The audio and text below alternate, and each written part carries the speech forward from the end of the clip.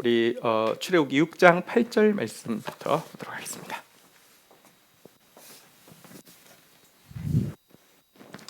우리 8절 말씀 읽겠습니다. 시작. 내가 아브라함과 이삭과 야곱에게 주기로 맹세한 땅으로 너희를 인도하고 그 땅을 너희에게 주어 기업을 삼게 하리라. 나는 여호와라 하셨다 하라. 자, 모세가 지금 트라우마가 발동해가지고 어찌하여 나를 보내셨습니까? 라고 할 때 하나님께서 두 가지로 오늘 이제 새벽에 받은 말씀에 보면 말씀하고 계시죠. 바로를 향해서는 강한 팔을 펼쳐서 그가 이스라엘 백성들을 내보낼 수밖에 없게 할 것이다 라고 말씀하셨고요. 또 이스라엘 자손들을 향해서는 내가 여호와임을 알게 하겠다. 그러니까 내가 언약을 지키는 하나님임을 분명히 깨닫게 하겠다라고 말씀해 주셨잖아요. 말씀해 주시고는 내가 아브라함과 이삭과 야곱에게 주기로 맹세한 땅으로 너희를 인도하고 그 땅을 너희에게 주어 기업으로 삼게 하리라. 나는 여호와라 하셨다 하라. 이 말씀을 다시 이스라엘 자손들에게 가서 먼저 전하게 하셨습니다. 먼저 이스라엘 자손에게 전하고 바로 왕에게 전하게 하시죠. 주인공은 이스라엘 백성이기 때문에 그렇습니다. 자, 이렇게 격려와 함께 말씀을 받은 모세는 다시 한번 백성들에게 나갈 용기를 얻어서 나갔습니다. 근데 결과는 어땠을까요? 9절 한번 보도록 하겠습니다. 같이 한번 읽겠습니다. 시작. 모세가 이와 같이 이스라엘 자손에게 전하나 그들이 마음이 상함과 가혹한 노역으로 말미암아 모세의 말을 듣지 아니하였더라. 근데 혹시나 이번에는 하나님이 약속도 또 하시고 약간 위로 쪽으로 이야기하셨으니까 이제 하나님도 좀 양심이 있으시면 좀 사전 조치를 해서 조금 분위기가 좋겠지 하고 갔는데요. 웬걸요? 똑같이 냉담했습니다. 똑같이 모세에게 굉장히 격분하면서 이런 반응이었습니다. 전혀 말이 들어가지 않았습니다. 왜 그렇습니까? 모세가 한 말 때문에 그 아브라함 하나님, 이삭의 하나님, 야곱의 하나님이 그들을 출애굽시키겠다는 이 말 때문에 노역만 가혹해졌고요. 그러니까 마음이 상하고 나니까 전혀 말이 들리지 않고요. 듣고 싶지도 않고요. 그런 상황에 있었음을 보게 됩니다. 이스라엘 자손들 한번 생각해 보십시다. 언약의 자손인데도요. 보니까 진리보다는 자기 기분, 그러니까 마음 상했다고 했는데 자기 마음 상하면 끝입니다. 진리보다는 자기 기분이 훨씬 더 중요한 사람들입니다. 이런 사람을 이기주의라고 하죠. 이기주의는 진리가 중요한 게 아니라 내가 중요한 거잖아요. 내 기분이 중요하고 지금 내 마음이 상했어요. 끝이에요. 아무것도 중요하지 않아요. 이기주의자들이었고요. 또 약속보다는 현실이 훨씬 더 중요한 현실주의자들이었죠. 여러분, 그래서 이런 하나님께서 언약을 지키신다, 이게 이제 여호와라는 이름에 담겨 있는 뜻인데요. 우리 오늘 새벽에 보니까 한번 따라하겠습니다. 속량이라는 단어가 나왔었는데요. 언약을 지킬 것 같으면 가나안 땅 주시겠다고 했으면 옛다 가나안 땅하고 주면 될 것 같은데 왜 이렇게 뜸을 들이시느냐? 그냥 줄 수 있는 게 아니라 속량을 해야 줄 수 있기 때문입니다. 속량이라는 말은 뭐냐고 하면 우리 이제 우리 교회에서 이제 많이 쓰는 단어 중에서 어려운 단어 중에 몇 개 있으면 한번 따라하겠습니다. 속량, 대속, 구원. 구원은 좀 쉬운데요. 속량, 대속, 구원 다 비슷한 말 같은데 사실 조금씩 다릅니다. 속량이란 뭐냐고 하면 값을 주어서 양인, 그러니까 이제 노예가 아니라 자유인으로 만들어 준다는 것을 속량이라고 하는 겁니다. 대속이란 무슨 말이냐고 하면 그 속량을 대신해 준다 할 때 대자를 붙여서 대속이라고 하는 것입니다. 구원은 뭐냐? 하나님의 약속이 이루어지는 걸 구원이라고 합니다. 맞습니다. 그런데 그 약속이 이루어지는 상태가 우리가 백지 같은 상태가 아니라는 겁니다. 우리가 지금 이스라엘 백성들이 상태이고요. 이집트의 노예 상태보다 훨씬 더 중요한 것은 죄의 노예 상태에 있습니다.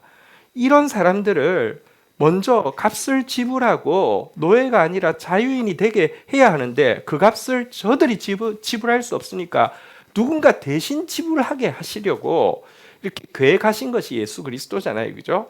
그러니까 대속을 해서 구원을 해야만 그들에게 이 가나안 땅을 주시겠다는 약속이 이루어질 수 있는 것입니다. 가나안 땅은 그냥 땅이 아니라 하나님 나라를, 천국을 상징하는 땅이기 때문에 그렇습니다. 여러분, 만약 이런 이런 제가 그 핸드 마이크로 바꿀까요?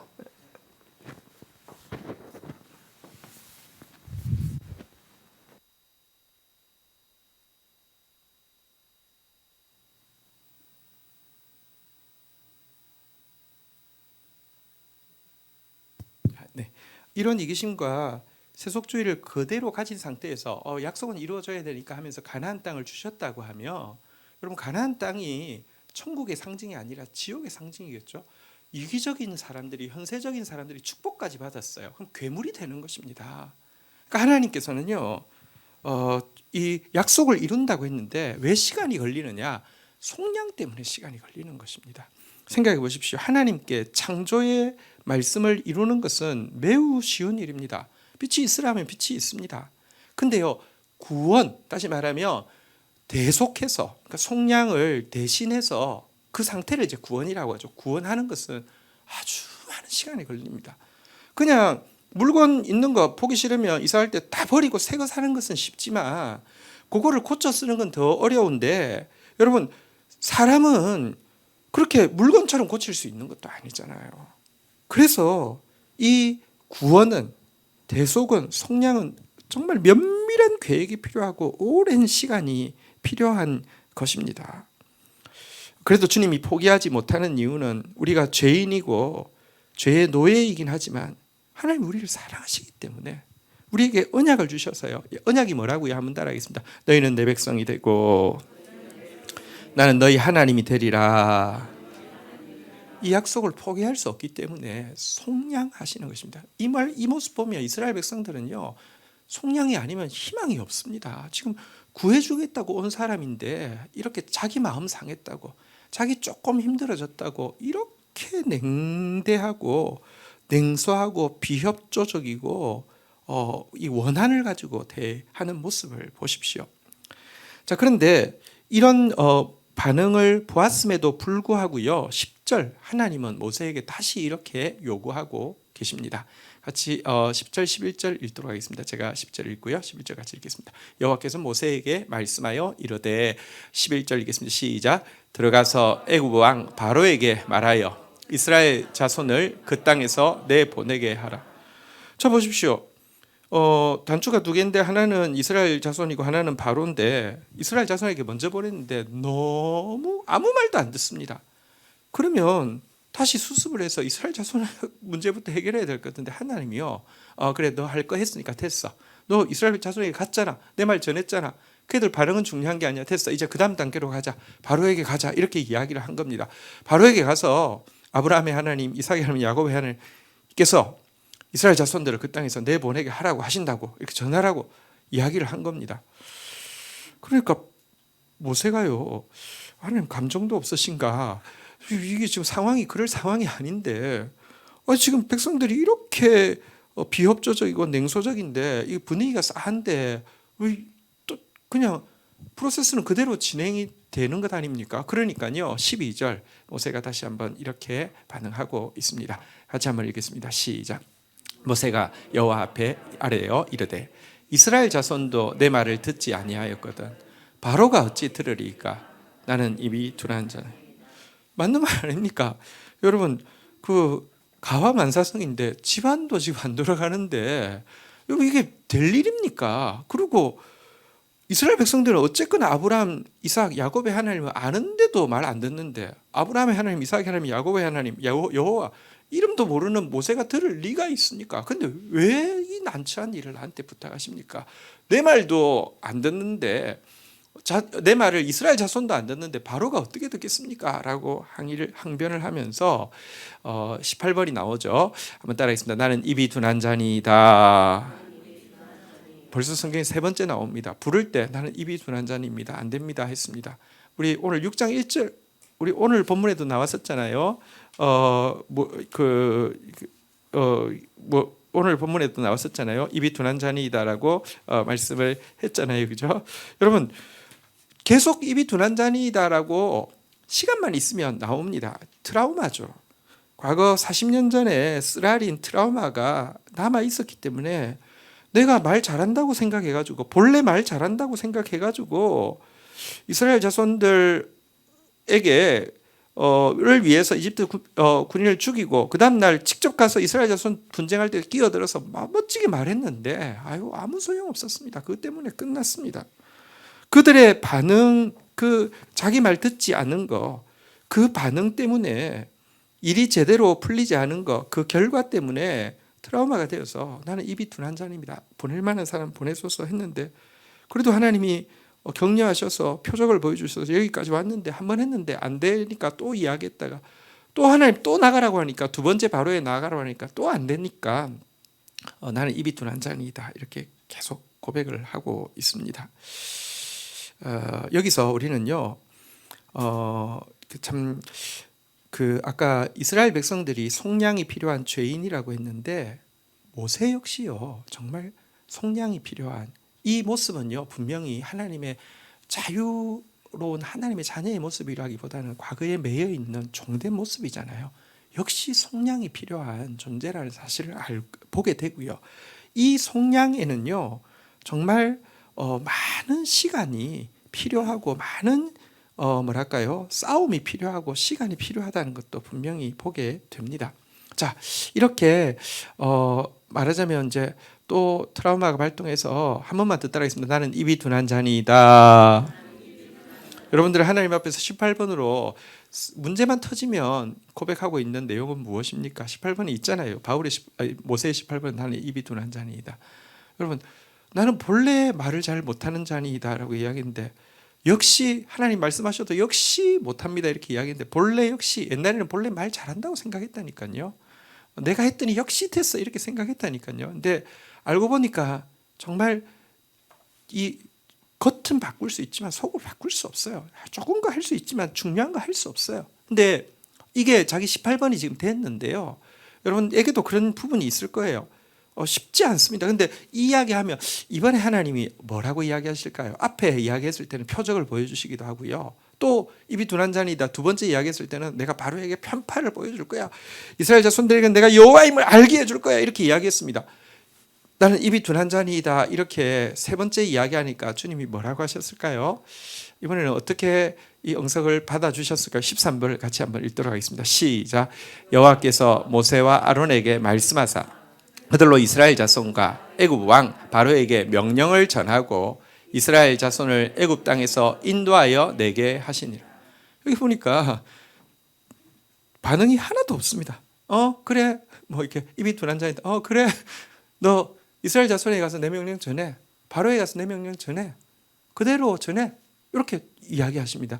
어떤 때는요 우리 마음을 아시기 때문에 격려도 해주시고요 또 힘도 주시지만 어떤 때는요 그냥 알았어 근데 너 내 시키는 대로 해 이렇게 주님께서 반응하고 계십니다.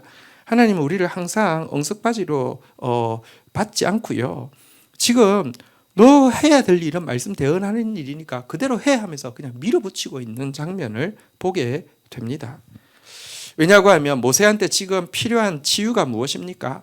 사람의 반응과 상관없이 이스라엘 일이 어떻게 진행되는 것과 상관없이 그냥 시키시면 그대로 말씀 대언하면 되는 것입니다. 이 훈련을 멈추지 않고 모세가 지금 징징거려도 멈추지 않고 행하게 하고 있음을 보게 됩니다. 모세가 소명을 받자마자 위대한 지도자가 된 것이 아닙니다. 영적 지도자로 세워지는 것, 우리가 하나님의 사람으로 세워지는 것에는 정말 시간이 필요로 합니다. 또 철저한 훈련이 필요로 합니다. 감사한 것은 우리만 포기하지 않으면 주님 절대 포기하지 않습니다. 뭐 아주 물으면 절대 놓지 않습니다. 넌 내 명령 전해. 상관없어. 내 명령 전해. 난 네한테 관심이 있지. 바로가 어떻게 반응하는지 관심 없어. 백성들이 어떻게 반응하는지도 관심 없어. 그들은 너에게 돌아올 것이지만 너는 그렇게 하지 마. 너는 내 시키는 대로 해. 이렇게 밀어붙이고 있음을 보게 됩니다. 에레미야한테도 여러분 에레미야의 제 18번은 뭘까요? 나는 아이라 근데 그때 왜 받아 주님께서 이스라엘은 결국 돌아오게 돼 있어. 언약이기 때문에. 넌 그런 식으로 말하지 마. 이 평안한 때에도 그렇게 징징거리는데 이 범람의 때를 어떻게 하겠느냐. 보행자와 함께 걸어도 피곤한데 말과 함께 어떻게 경주하겠느냐. 너 그러지 마 하면서 몰아붙이시는 하나님의 모습이 있습니다. 물론 항상 몰아붙이시지 않지만요. 때로 위로하시고 물과 떡을 주시고 또 사랑한다고 품어주시고 하시지만 그런 하나님만 계시지 않습니다. 예수님은 어떤 분이십니까? 한번 따라하겠습니다. 은혜와 진리가 충만하더라. 은혜는 받아주는 것이라고 하면 진리는 정확하게 말씀하시는 분이십니다. 어쨌든 이렇게 모세를 다시 한번 밀어붙이고 있는 장면인데요. 자, 14절부터는 좀 이제 복잡하긴 하지만 내용은 간단하니까 한번 보도록 하겠습니다. 갑자기 뜬금없이 족보가 나옵니다. 여러분 이스라엘의 족보는 이제 이스라엘의 12아들 야곱의 12아들의 그 족보를 이야기하는데요. 본문에 보면 12아들 중에 세 아들 족보만 나옵니다. 세 아들이 첫 번째, 두 번째, 세 번째 아들 족보인데요. 14절에 보니까 그 중에서도 첫 번째, 두 번째 아들의 족보가 14절부터 이렇게 15절, 16절까지 나오는데 한번 좀 읽어드릴게요. 제가 읽어드릴게요. 그들의 조상을 따라 집의 어른이라 아니라 이스라엘 장자 르우벤의 아들은 하녹과 발루와 헤스론과 갈미니 이들은 르우벤의 족장이요. 15절 시몬의 아들들은 여무엘과 야민과 오핫과 야긴과 소할과 가나안 여인의 아들 사울이니 이들은 시몬의 가족이요. 자, 이렇게 두 아들 이야기하고 나서는요. 근데 사실 첫째, 둘째를 이야기한 이유는 셋째를 이야기해야 되는데 뜬금없이 갑자기 셋째 이야기할 수 없어서 첫째, 둘째를 이야기한 것이고요. 중요한 것은 셋째 레위의 자손들 이야기입니다. 자, 16절 한번 좀 보도록 하겠습니다. 16절 같이 한번 읽겠습니다. 시작. 게르손과 고핫과 므라리요. 레위의 나이는 137세였으며, 자 레위에게 자 이제 세 번째 아들인 레위에게 세 아들이 있었습니다. 누구였죠? 게르손, 고핫, 므라리. 자 이렇게 세 아들이 있었습니다. 자 그다음 절 한번 보도록 하겠습니다. 자, 첫째인 게르손의 아들은 그들의 가족대로 림니와 시므이요. 자, 18절. 자, 두 번째 고핫의 아들은 아므람과 이스할과 헤브론과 우시엘이요. 고핫의 나이는 133세였으며 복잡하니까 레위의 둘째 아들이 누구라고요? 고핫. 예, 고핫의 아들 중에서 장남의 이름이 누구라고요? 아므람이라는 이름이 있죠. 좀 기억하십시오. 19절 한번 보도록 하겠습니다. 셋째 레위의 셋째 아들은 므라리의 아들들은 마흘리와 무시니 이들은 그들의 족보대로 레위의 족장이요. 자 끝났고요. 20절부터 이제 한번 보겠습니다. 아므람은 누구였습니까? 아므람의 아버지는 누구요? 예, 고핫이고 고핫은 레위의 몇째 아들? 둘째 아들이죠. 자 아브라함은 그들의 아버지의 누이 요게벳을 아내로 맞았고 그는 아론과 모세를 낳았으며 아므람의 나이는 137세였으며 자 그러면 한번 족보를 해보도록 하겠습니다. 모세하고 아론 제가 아론만 이야기할게요. 형이니까 아론의 아버지는 누구입니까? 아므람의 아버지는 누구입니까? 고핫의 아버지는 누굽니까? 레위. 자 이렇게 족보를 쭉 이야기를 했습니다. 왜 이 족보를 이야기했을까요? 사실 지금 모세와 아론을 구원자로 세우시는데 이것은 하나님의 정확한 시간 계획 가운데 있다는 것을 지금 먼저 보여주기 위해서 그의 4대 조상인 레위까지의 족보를 잠시 언급하고 있습니다. 하나님께서 아브라함에게 창세기 15장 16절에 보면 이런 말씀을 하셨습니다. 창세기 15장 16절에 보니까요. 내 자손은 4대 만에 이 땅으로 돌아오리니 이는 아모리 족속의 죄악이 아직 가득하지 아니함이라 하시더니 하면서 4대 요때 한 대는 100년입니다. 왜냐하면 400년 만에 돌아온다고 그 위에 구절에서는 이야기하고 있기 때문입니다. 4대 만에 돌아온다고 이야기했습니다. 자손이라고 이야기하면 아브라함, 이삭, 야곱까지는 조상이라고 이야기하고요. 그 다음 때부터인데 보시면 그러니까 아브라함, 이삭, 야곱 지나고 나서 레위, 고핫, 그 다음에 아므람, 그 다음에 여기 이제 그 아론까지 나오잖아요, 그죠? 그러니까 하나님께서 이야기하신 시간 계획대로 구원의 역사가 이루어지고 있다라는 것을 지금 좀 보여주고 있고요. 자, 그다음에는 이제 이어서 아론의 자손들을 이야기하고 있습니다. 자, 한번 보도록 하겠습니다. 여기 이제 중간에 아까 이스할이라는 아들 그 이야기 조금 중간에 한번 끼어들어 있는 부분을 좀 보도록 하겠습니다. 고앗의 잠시만요.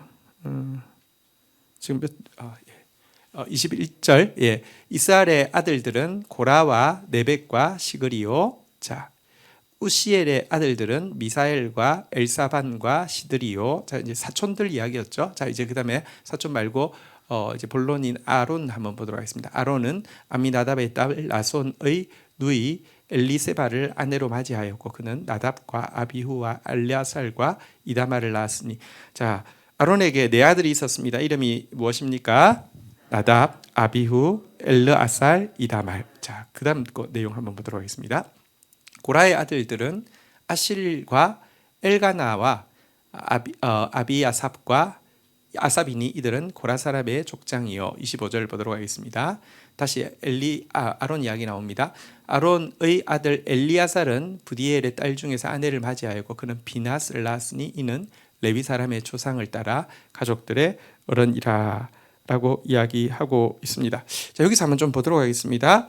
아론의 아들 중에서는요 어떤 아들이 있었냐고 하면 첫 번째, 두 번째인 나답과 아비후는 다른 불을 취하다가, 다른 불이란 뭐냐고 하면 아론의 자손들만 제사장으로 섬기게 했는데요. 제사장이 하는 중요한 일은 여러분 번제단에 하늘로부터 불이 붙었습니다. 이 불을 취해서 성전 지성소 안으로 들어가서 성소와 지성소 안에서 계속 분향해야 됐는데요. 아마 들어왔다가 불을 안 가져온 것을 알고 귀찮으니까 무슨 성냥으로 뭐 했달지 라이터로 했달지 했다가 둘이 죽임을 당하였고요. 그래서 장남이 된 사람이 엘르아살인데요. 엘르아살은 사실은 우리는 잘 기억하지 못하지만 여호수아와 더불어 엘르아살은 가나안 정복에서 제일 중요한 역할을 한 지도자입니다. 그러니까 엘르아살의 이름이 여호수아보다 먼저 나올 때가 있을 정도로 굉장히 중요한 지도자의 역할을 했고요. 자, 그리고 그의 또 아들인 비느하스가 아까 나왔죠. 예, 비느하스 같은 경우는 이스라엘 백성들이 출애굽할 때 미디안 여인들과 함께 음행하면서 바알을 섬길 때 하나님의 진노를 표현함으로 말미암아 이 그 재앙을 멈추고 또 하나님의 축복을 받아들인, 다시 말하면 이 아론을 세우셨는데 엘르아살을 통하여서 또 비나스를 통해서 하나님의 축복이, 하나님의 그 말씀의 기름 부으심이 계속 임하는 모습을 잠시 스케치하고 있는 장면도 보이고요. 그런데 읽었던 본문에 또 하나 유념해서 보아야 될 부분은 계속 두 부분이나 고라의 자손들에 대해서 다루고 있는 장면도 보게 됩니다. 고라는 아시는 대로 이제 사촌형이 되죠, 모세와 아론에게. 그런데 이들은 하나님을 이제 하나님의 세운 모세와 아론을 대적하여서 우리도 얼마든지 레위인이고 우리도 얼마든지 지도자가 될 수 있는데 너 혼자 속식하려고 한다고 하면서 대적하다가 심판을 받은 이 사람의 모습도 나옵니다. 오늘 여기서 아론과 모세를 쓰시고 아론과 모세를 속량하여서 사용하시려고 하실 때 갑자기 족보 이야기가 나온 이야기가 무엇이겠습니까? 아브라함에게 주신 약속대로 4대 만에 이들을 쓰신다는 것 보여주고요. 또 하나님께서 기름 부어 주실 때에 그 약속이 이루어지게 하기 위해서 엘르아살과 또 비나스로 이렇게 믿음이 이어가는 모습도 보여주지만 동시에 그 자손 중에서도 다른 불을 취하다가 죽임 당하는 사람도 있고 레위 자손 안에서 특별히 고라 자손과 같이 이렇게 하나님을 대적하는 사람도 있다는 것을 보여주면서 얼마나 인간이 모두 총체적으로 성량이 없이는 살 수 없는 존재임을 보여주는 것이기도 합니다. 그리고 특별히 레위 자손인 이 아론을 통해서만 제사장이 나오게 했는데 인간 제사장이 얼마나 한계가 있는지를 이 족보는 또 우리에게 보여주는 것이기도 합니다. 그래서 진정한 속량의 일은 제사장이 하는 일이 제사잖아요. 제사는 속량의 상징이거든요. 뭐냐고 하면 보십시오. 대속 제물이라고 하는 이유가 인간이 죄를 범했는데 그 죄를 소에게 전가시켜서 소를 죽이는 거잖아요. 그죠? 그러니까 대속의 일을 하는 게 제사장인데 이 아론의 제사장으로는 구원이 이루어질 수 없다는 것을 보여주고요. 히브리서 마지막으로 7장 11절 한번 보도록 하겠습니다. 히브리서 7장 11절 같이 한번 읽도록 하겠습니다. 시작. 레위 계통의 제사 직분으로 말미암아 온전함을 얻을 수 있었으면 백성이 그 아래에서 율법을 받았으니 어찌하여 아론의 반차를 따르지 않고 멜기세덱의 반차를 따르는 다른 한 제사장을 세울 필요가 있느냐.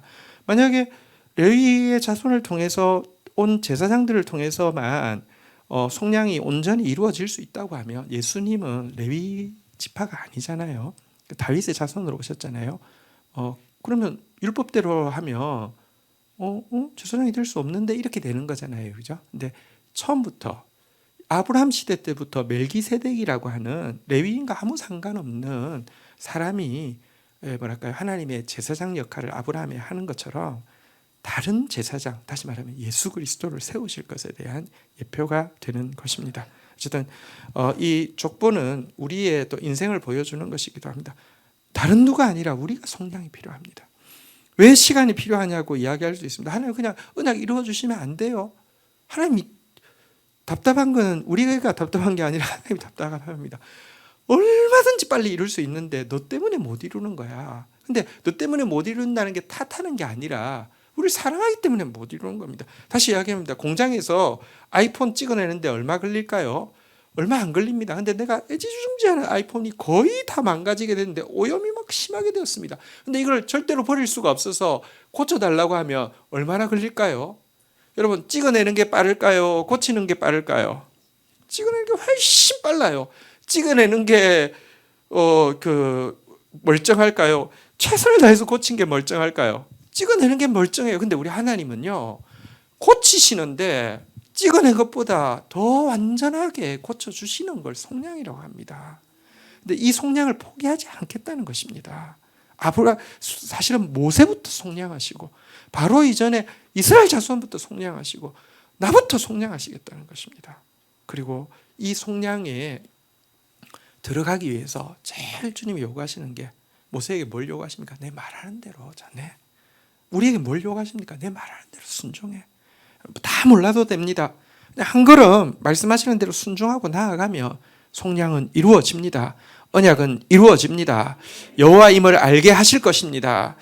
나는 너희 하나님이 되고 너희는 내 백성이 되리라. 다른 누구의 백성도 아니라 하나님의 소유, 하나님의 백성이 되게 하실 것입니다.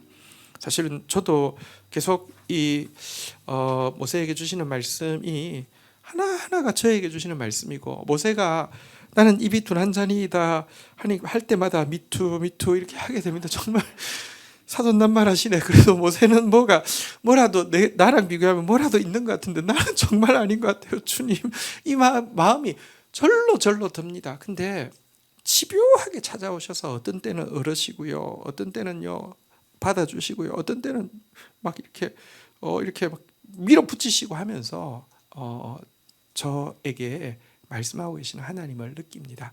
우리 모두에게 지금 그렇게 하고 계시는 분이십니다. 왜? 사랑하시기 때문에. 왜? 언약을 이루어 주실 것이기 때문에. 우리를 향한 말씀입니다. 말씀 붙잡고 주님 앞에 찬양하며 나가는 시간 가지도록 하겠습니다. 보라, 너희는 두려워 말며